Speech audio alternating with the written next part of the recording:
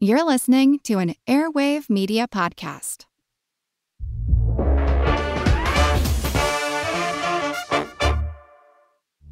American history is full of infamous people, places, and events like the Salem witch trials and the Black Sox baseball scandal, Alcatraz prison and the Bermuda Triangle, D.B. Cooper and Bonnie and Clyde and Lee Harvey Oswald. I'm Chris Wimmer. Join me on the Infamous America podcast for stories of some of the darker and more controversial chapters of American history, all told with cinematic music and sound design. Subscribe for free on Apple Podcasts, Spotify, or wherever you're listening now. The Old West is an iconic period of American history. I'm Chris Wimmer. Join me on the Legends of the Old West podcast to hear the true stories of lawmen like Wyatt Earp, Bass Reeves and the Texas Rangers, outlaws like Jesse James and Butch and Sundance, and Native American battles of the Lakota, Comanche, and Apache. We use cinematic storytelling and sound design to bring these stories and many more to life. Subscribe for free on Apple Podcasts, Spotify, or wherever you're listening now.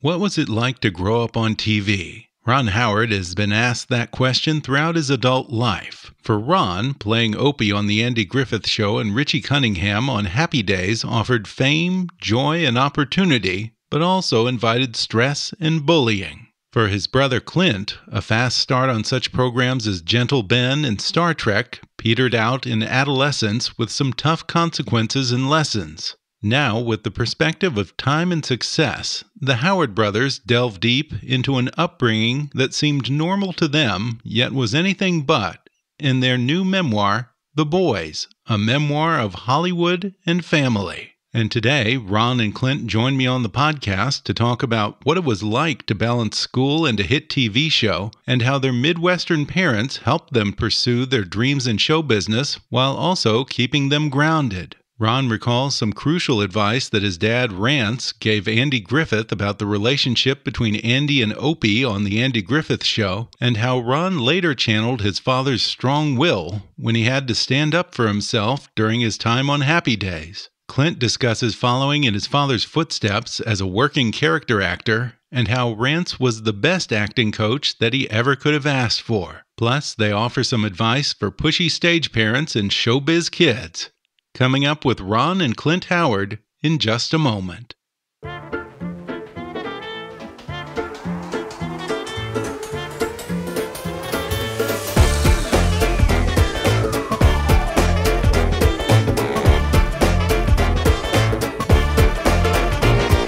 Academy Award-winning filmmaker Ron Howard is well known for his roles on The Andy Griffith Show, American Graffiti, and Happy Days, and for being one of this generation's most popular directors, from the critically acclaimed dramas A Beautiful Mind, Frost Nixon, Rush, and Apollo 13, to the hit comedies Parenthood and Splash.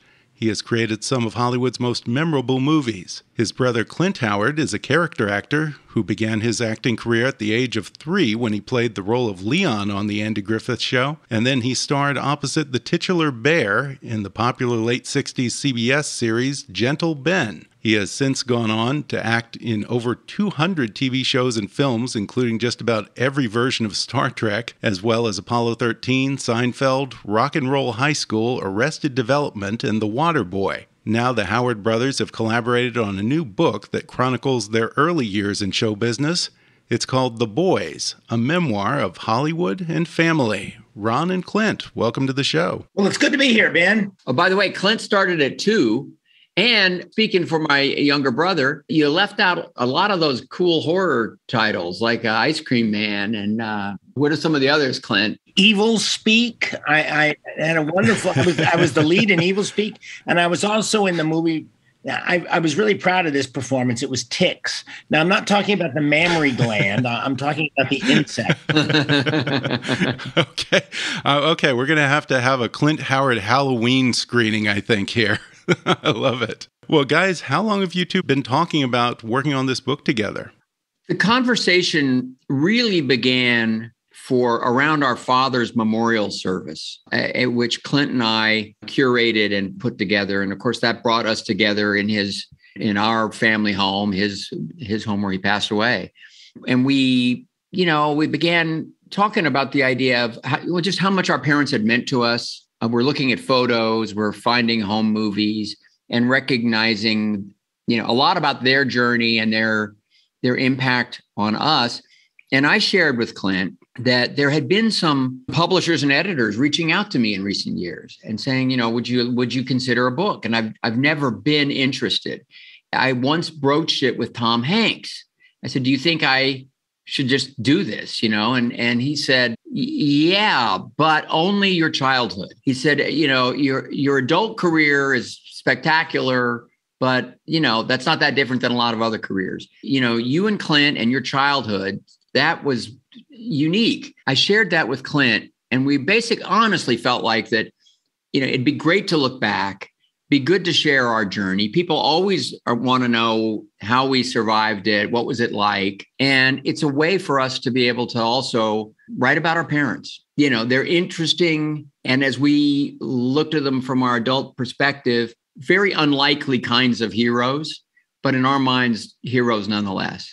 Yeah, Clint, your parents were actually Okies who used to refer themselves in here as sophisticated hicks who came to Hollywood. Clint, tell us a little bit about their journey. Well, mom and dad's journey, I never would have wagered on it, not for a long shot. They had no business doing what they did. It was a high wire act over a minefield, and yet they navigated it. But you know what it was, and something that Ron and I discovered as we sort of dug back through the archives, the Howard archives. And also Ron did a brilliant thing about 5 years before, and that was he got Dad to write essays, basically long emails about parts of mom and dad's life before we were born. And Dad enjoyed doing it. In fact, I think Ron and I always bugged Dad to write a book. And he wasn't really interested in doing that, So we let it lay and we never bugged Dad too much. But the essays were really these essays that Dad had written about the early days of working with children's theater, and then his big break of getting to be in the Broadway production of Mr. Roberts. Those were wonderful memories that Dad shared with us. I also feel like that Dad was never one to look back. He didn't resent it or anything, but he always kept looking forward. Us writing this book, it gave us a chance to sort of speak for him and put it down on paper, because it's a fabulous story. Yeah. What they did to go to New York City. I mean, at one point, and I believe it's written in the book, they literally got to the city limits, the town limits of Duncan, Oklahoma in their car. And they didn't know whether they were traveling to New York or traveling to California. They literally flipped a coin to decide which way they were going. And that sort of spirit, boy, like I said, I never would have bet on them. And they were very unique people. They were too ambitious, with dreams too large to stay close to home. And yet, as Clint said, they knew no one. They had no link to either coast or the entertainment business. But they were also always a little too cornpone to really fit in on either coast. And yet they made their way. They made their way, and they earned people's respect and admiration. And my daughter, Bryce Dallas Howard, who stars in the Jurassic movies and is a director now as well. She's constantly telling me that she'll go on a set and, there'll be a few people who've worked with Clint, a few people who've worked with me, and a lot of people who have great things to say about Dad and Mom. It's something I'm very proud of. Yeah. And your dad was no slouch. He was in a lot of movies: Chinatown, Cool Hand Luke, Ed Wood, Independence Day. I think you say he worked well into his 80s. Well, he worked up until a day and a half before he fell ill. It was, incredible. In fact, it was an episode of Arrested Development where he was playing himself in this sort of satirical way and talking about being our dad and all. And he had a long monologue. And, if you find that episode, he nailed it. He was great in it. And, and unfortunately, he fell ill about 36 hours later. In fact, he was getting the best roles of his life in the last few years of his career, which says a great thing about the business, and endurance and just that sort of ongoing will. I'll tell a little story. He was very competitive. This story is in our book, The Boys, as well. But he was not an overtly confrontational guy, but he was tough. He was mentally tough. He knew he could take care of himself physically. He was a farm boy who had chose between trying to be a pro boxer and an actor and chose acting, but couldn't take care of himself. And, he would roll with those punches, but every once in a while, somebody would just get under his skin. And that person would become, that son of a bitch is going on my list.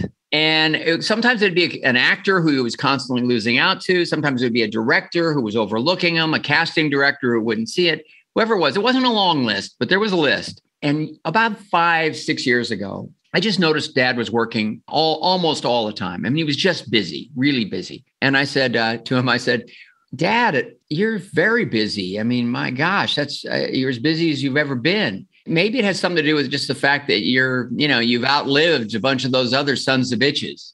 And he paused for perfect comedic timing. And he said, yeah, well, not enough of them yet. Now, I have to wonder, you guys, of course, went on to bigger careers than even your parents had. Did they encourage you guys to get into acting, or was that your idea? I mean, you guys were just little kids when you first started out. Well, we talk a lot about this in the book. And the book, in a lot of ways, is kind of our origin story in the business. And it also tells an awful lot about their instincts in terms of navigating what could be a really emotionally, psychologically treacherous world. It was never their intention. No. Oh, really? No. It was kind of a fluke.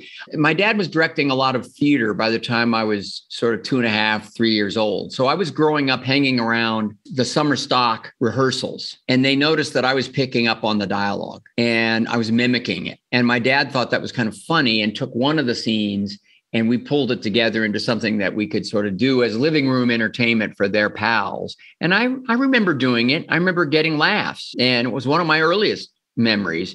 And later, that served as an audition scene for me in a circumstance, again, that I write. I don't want to give too much away, but it's a really, kind of fluky and fantastic, but also kind of cleverly opportunistic on my dad's part. And this opportunity fell into our lap before Clint was born to make a movie and make it in Europe. And they felt like, well, we're too poor to ever go to Europe or put aside any money for Ronnie's college. So if we do this and let him play a part, and Dad was going to get to play a part, we can start a college fund and we'll go to Europe, and that'll be that. And they saw that I had an aptitude and that I really enjoyed it. And I do have very early memories, very fond memories of that first experience. It was kind of magical. Again, you kind of have to look at the book read the book to know why. But there were a lot of great stories that I recalled about that first movie made in Vienna, Austria. It was called The Journey, and it starred Yul Brynner and Deborah Carr. Oh, yeah, I remember that movie. It was a Cold War movie, right? Cold War movie, yes. Yeah. Yeah, that was a good one. Now, you guys talking here about having 2 sets of homework at night, because you both had series on TV and had school during the day. So, you had your real homework when you went home, and then you also had the homework of running your lines for the next day's shoot. And apparently, I guess your dad was pretty skilled acting coach. Clint, what kind of things would he teach you boys? He was a child actor whisperer, as we coined it in the book. It wasn't that he was teaching us the lines. He was teaching us the scenes and teaching us the characters. He simply gave us some tools that we could use, that we could understand at a very young age about the acting process. Know where you've been. And when you enter a scene, you know what you want. Everybody has a motive. What are you trying to get? And then where do you think you're trying to go? And these simplistic things that Dad instilled in me and Ron, I had a huge advantage because I got to watch Dad work with Ron, and I learned the business by osmosis. To me, it all was completely second nature. I mean, I'm sure Ron had a figuring out process. I just didn't have it. I mean, I saw my big brother doing it, and I said, I can do that. A little bit like growing up in the circus, let's be honest.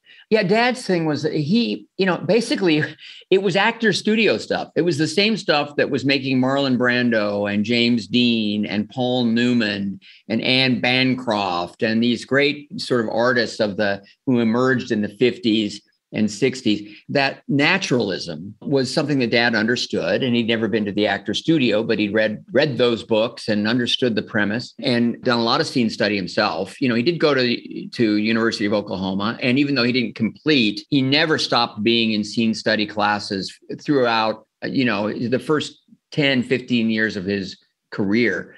So he was teaching us to be artists. He was teaching us to tell the story, to understand it on a level of truth. and find within ourselves that which you could sort of logically align with in the character. Whether you agreed with all their behavior, an actor can always figure out how you could justify doing, the evilest of deeds by just looking into the darkness of themselves or that inner truth.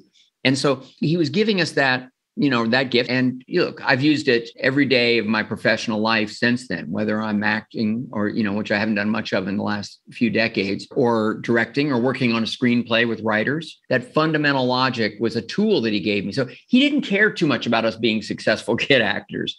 I think he felt like there were two reasons to do this. One of them was that it was an opportunity for us to learn how to succeed, how to achieve some level of excellence, of quality, follow through, discipline, those things. The second thing was that we might stay in the business. And if we did, he didn't want us to be cutesy kid actors. He wanted us to have a real understanding of what it was all about.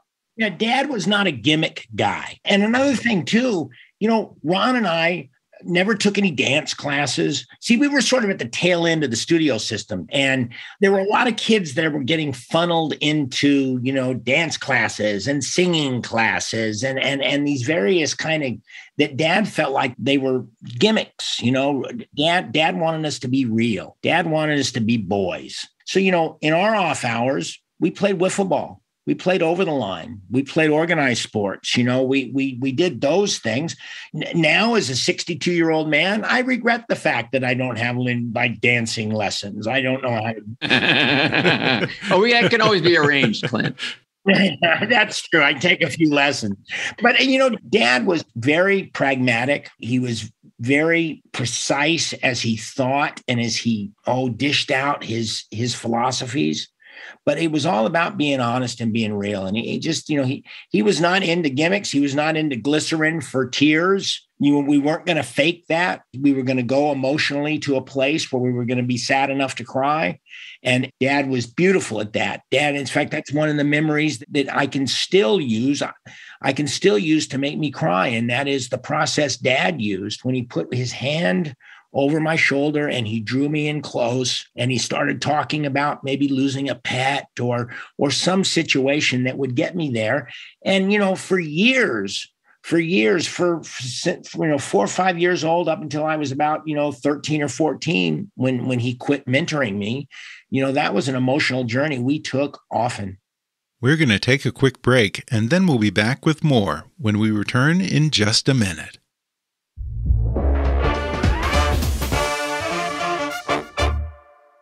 We have one goal on the Investing for Beginners podcast, and that's to spread education and foundational investing knowledge to all listeners of all backgrounds. If you're looking for eye-opening guest interviews, simplistic breakdowns on current market conditions, and teaching of core investing concepts, you've come to the right place. If you're anything like us, the hardest part of investing was getting started, and that's why we're here. The Investing for Beginners podcast is focused on laying the educational groundwork to teach you how to invest your money to work for you and to allow you to jumpstart your financial independence journey. Subscribe to the Investing for Beginners podcast on Apple Podcasts, Spotify, or wherever you're listening right now.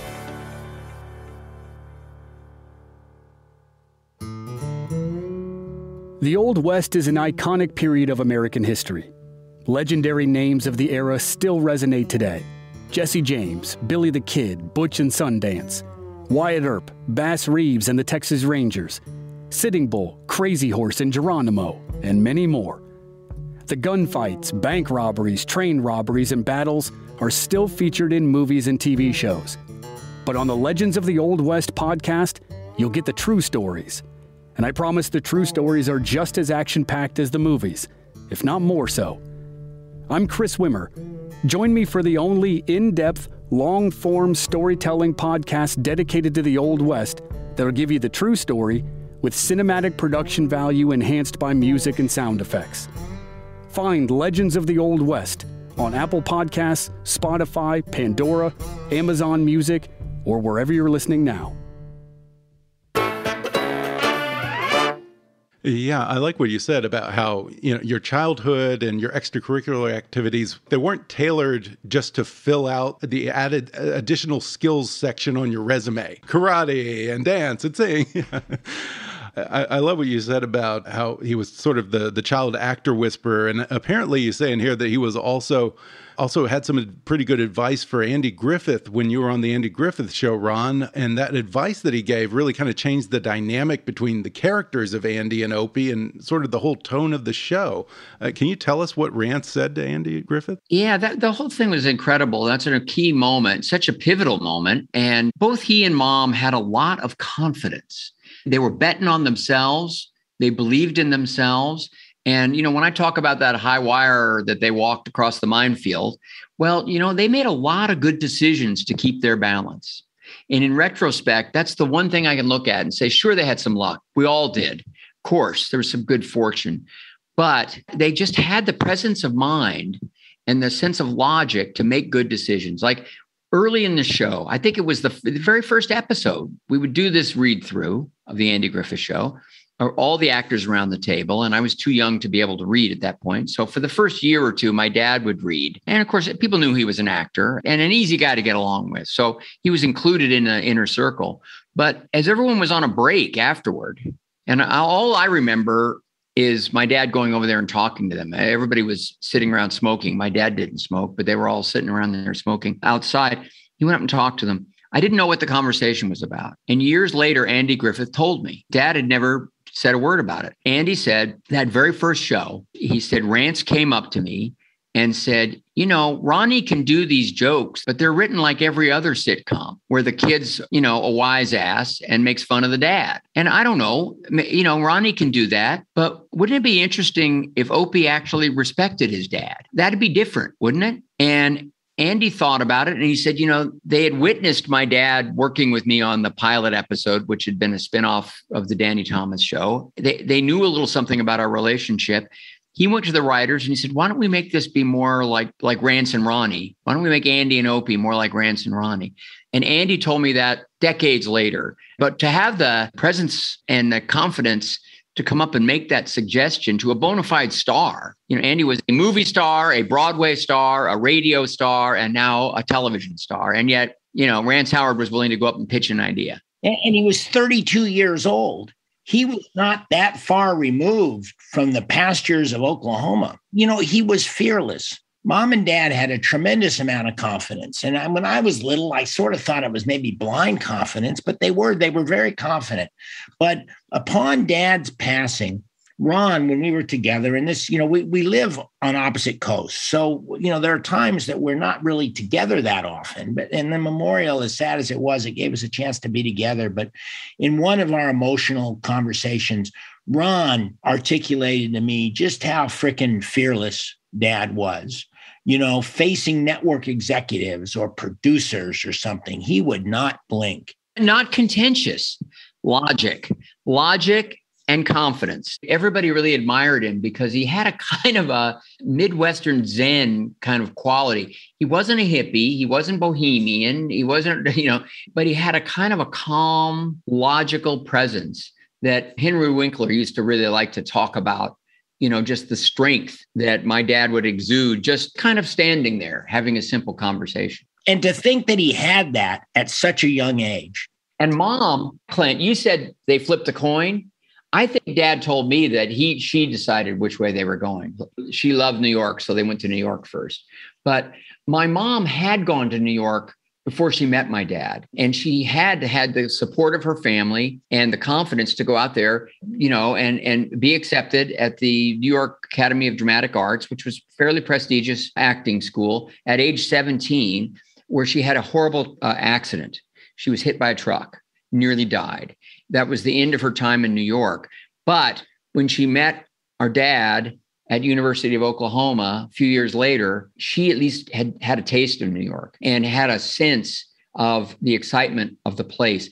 And that belief that she had in the dream and herself and this young guy that she had fallen madly in love with, it all fueled this. I now recognize that none of this would have happened without our mother's spirit, her intelligence, the talent that she had. She didn't do well professionally initially. Later in her life, she did very, very well. But she knew she had something and was willing to bet on it. And also mom was an extremely hard worker. Mom would go, man. She did the whole PTA thing. She rose the ranks to finally being the PTA president. And she would put in hours. She wasn't screwing around. And when she made Barbie doll clothes for the PTA carnival, she made 100 sets of Barbie doll clothes. And they were lining up and paying a premium. Or she'd do the PTA show, and it'd be like a production. I mean, my dad would be exhausted. She'd draft him in to direct it. They both believed in hard work, but they came from that. My mom came from a small town, Duncan, Oklahoma. In those days, they called it the buckle on the oil belt. Her dad was the town butcher, and so his nickname was Butch. They had some assets in the town, so they owned a grocery store, and they had an interest in a hotel there. So the family had some means, but it was all self-run. They didn't have a lot of days off. And of course, farmers on my dad's side, there's no such thing as a day off.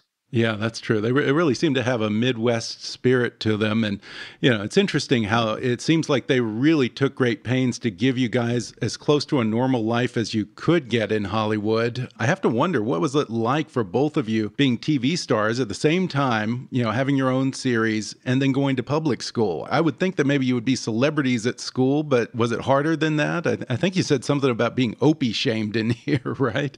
Well, it was easier for me because Ron had paved the way. See, we went to public school. We went to Stevenson Elementary, Jordan Junior High, and Burroughs High School in Burbank, California. I was 5 years behind him. And also another thing too, Ron was on a series and I was a freelance actor. I did 2 years there where I was down in Florida for part of the year working on Gentle Ben. I was with my same group of friends. We would play, we were very sports enthusiasts and stuff. And I would go away to work on a show for a week or two and then come back. Nobody ever cared. The only time people gave me any grief was the first day of junior high school and the first few days of high school. Those were hazing periods. And I was fully aware by being Ron's little brother that was going to happen because they nailed my big brother pretty bad. And it made me feel bad. And I always had a lot of empathy for him going through what he went through because, you see, he wasn't at public school that often. So anyway, that Opie shaming, that was real. I would come back to public school fairly late in the year with about, maybe 3 months left, 3.5 months left of the school year. So I was always, each year, it was kind of like the new kid coming in again. And even though I would know people, it was always difficult. When I was young, the first few years, that always entailed a lot of roughhousing and wrestling and hazing, that kind of.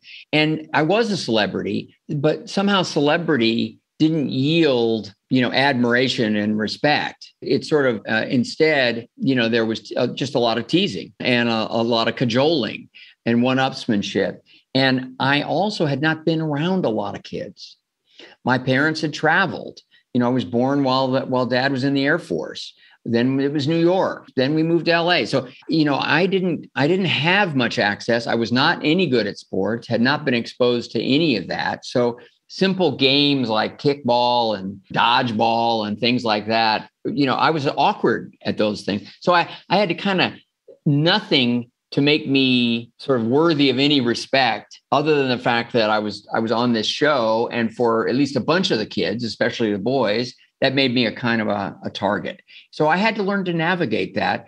But even after the very first year that I went back, second grade, which was pretty tough, and I write a lot about it in the book, by the end of the year, my parents said, well, would you rather we find a private school or something like that for you next year?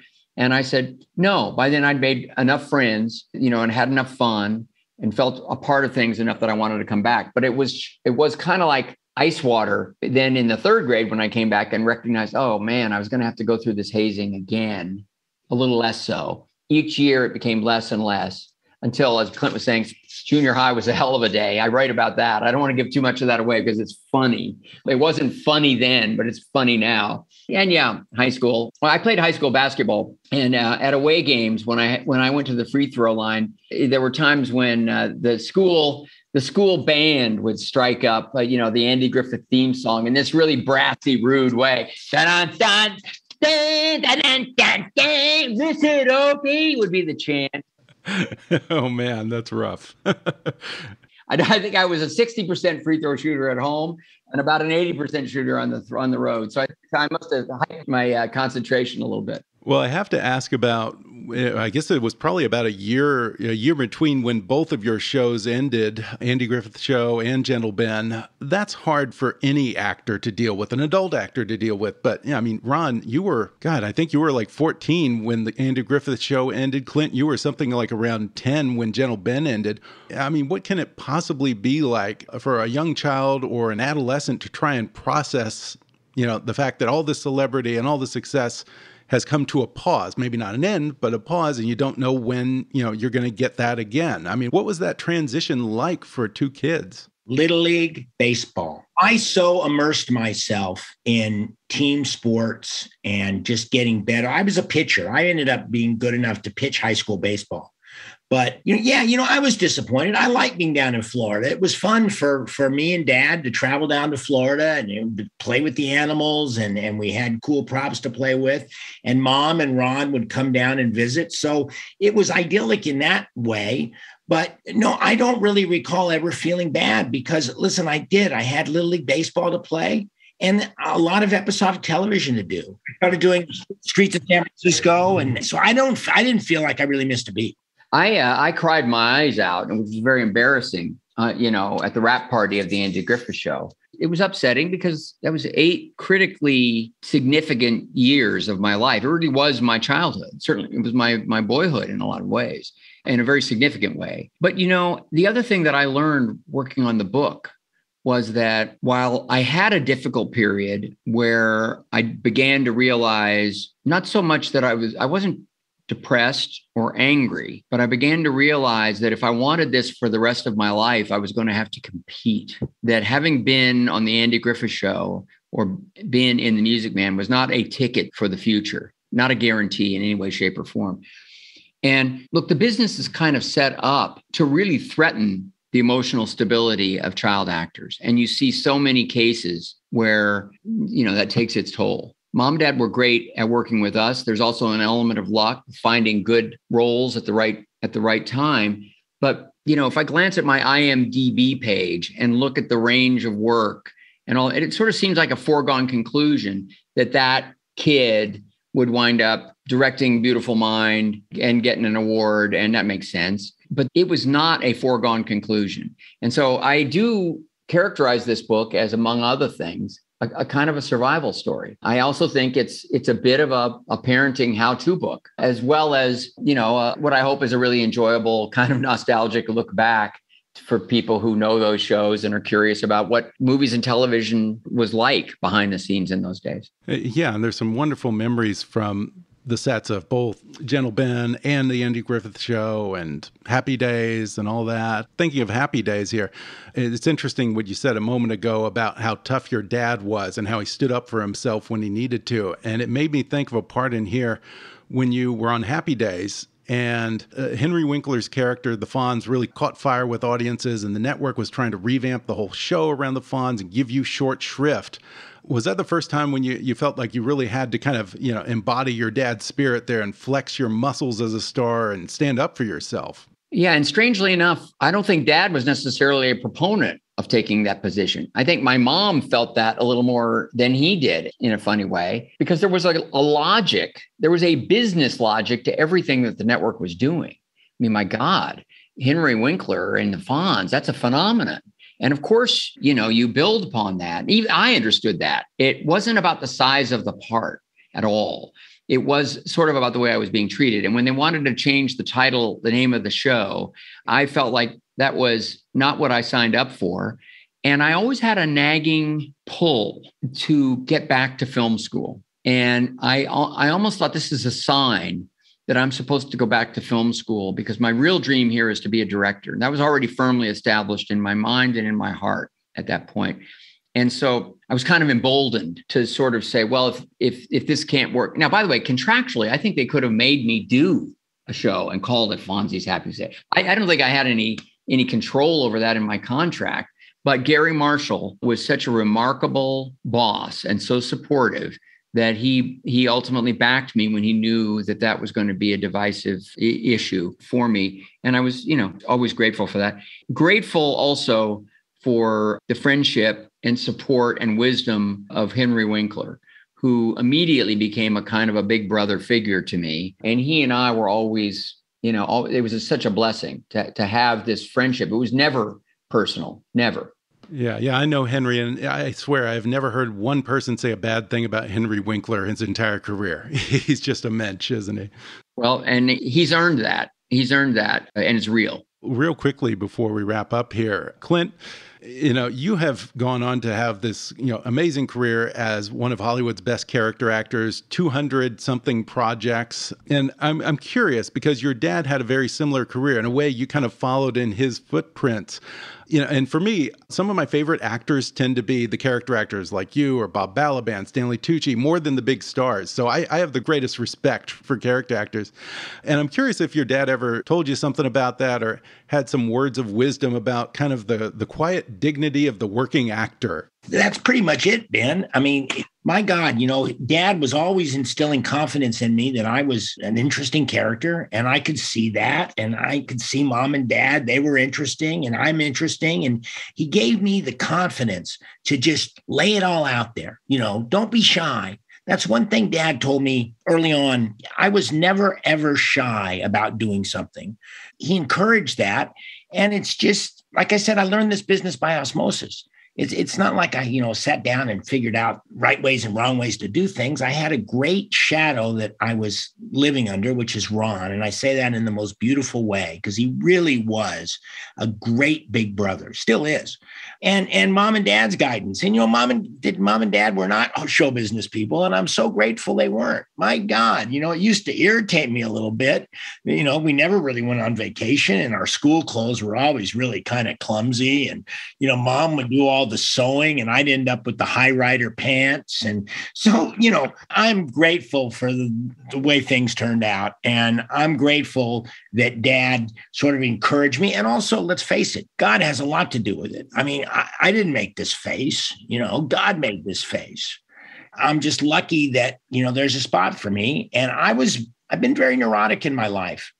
And yet I learned about 20 years ago, 25 years ago, there's going to be a place for me in this business. I just got to keep doing what I'm doing and work hard and allow people to be entertained by me. Well, this book is just a wonderful tribute to your parents, and there's some great advice in here. Again, the book is called The Boys, a memoir of Hollywood and family. Howard Boys, Clint and Ron, thanks for talking with me. Thanks, Ben. Thanks, Ben. Pleasure. Thanks again to Ron and Clint for coming on the show. Order their new book, The Boys, a memoir of Hollywood and family, on Amazon, Audible, or wherever books are sold. If you enjoyed today's episode, then subscribe and give us a 5-star rating on Apple Podcasts. Detailed reviews are the best way for new listeners to discover the show.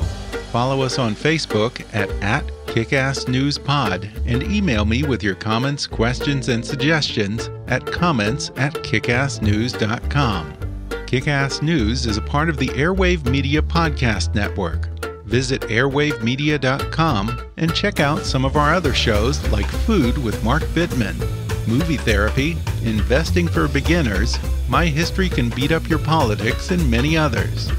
For now, though, I'm Ben Mathis, and thanks for listening to Kick-Ass News.